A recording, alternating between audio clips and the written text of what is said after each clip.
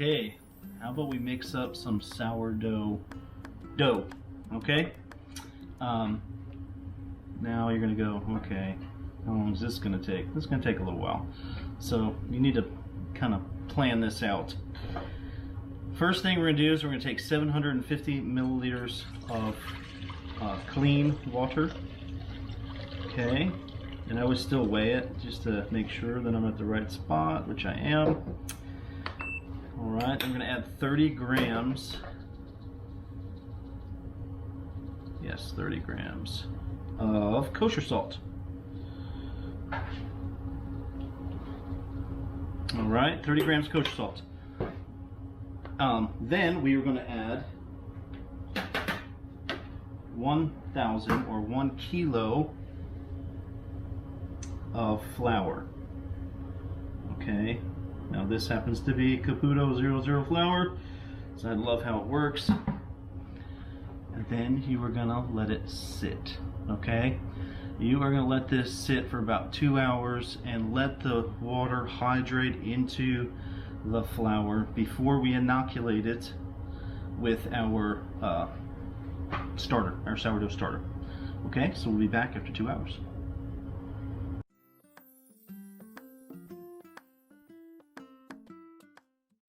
Okay, we're back and we're actually going to make some dough with this starter that we've created. So it's been 2 weeks. You fed it twice a day and now it's smelling good. It's doing the right thing. Now you're taking it and you're putting it in the fridge. If you put it in the fridge, you're going to take it out and you are going to feed it again. And the spill off that you normally poured off and threw in the drain, now you're saving that, okay? You can save that and take that and start and use that as the beginning of a new starter. All you have to do is feed it, just make sure you weigh it. So you should have about an extra 60, so now you could have 2, and you can turn that into 3. You see what I'm saying right there, okay?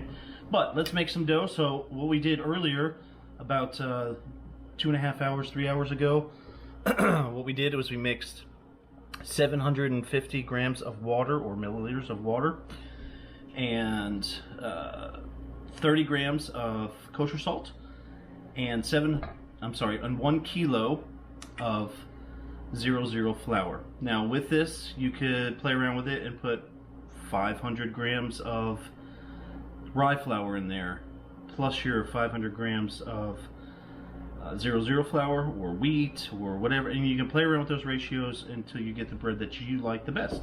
Okay, so as you can see through this process, it's kind of just started to soak up some of the flour. It's getting all kind of natural and fun in there. Okay, now we're going to inoculate it. What I mean is that spill off that we had from feeding the yeast. Now I have a lot of starters, so this is why there's so much in this bowl. That spill off right here is what we're going to use, basically yeast.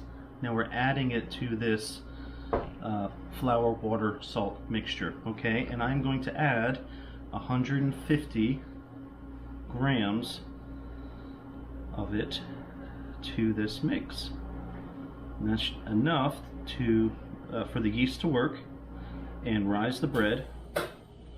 Okay, and if it's a little bit over, a little bit under, it's not a big deal. If you want more of a sour taste, you can add more, but now your hydration ratio is going up. So if you want, you might have to add a little bit more flour, blah blah blah blah blah. So I mean, it's all relative. This is kind of liquidy, so this is like adding liquid. Okay, kind of changes your hydration rate. So now we're gonna just put it in the mixer. Really easy. And we're gonna mix this dough up. So you can see in here, as it mixes up, it's going to get kind of, it's gonna look dry at first. And this is also kneading the dough, okay? So a lot of people do this by hand. I have a mixer, I'm gonna use a mixer. It's a lot easier. And this is gonna start the initial gluten development. And so you can kind of do this for a good 10 minutes, kind of walk away, and it's all gonna kind of come together. So we'll come back in 10 minutes. I'll show you what this dough looks like. And then basically the next process is doing what's called stretch and fold. Stretch and fold is kind of like you have the mass of dough and you pull it up as far as you can, and then you fold and you fold. And you're going to do this about 4 times through the course of a day. Okay, so you're going to do this, basically developing that gluten layer, and it's trapping air each time in there, and it's getting poofier and poofier and more bread-like with every little stretch and fold. So you have about a 6 to 8 hour window of time that it's going to take really for this to develop this dough and proof enough. Remember, when starter doughs are actually going to proof or rise a little bit slower than if you just used dry yeast, instant dry yeast that kind of has that poof to it, okay, right off the bat. But this is a more natural way. This is better for your digestion and all those kind of things, and has that rich sour taste that we're looking for. So we'll come back in a little bit and continue.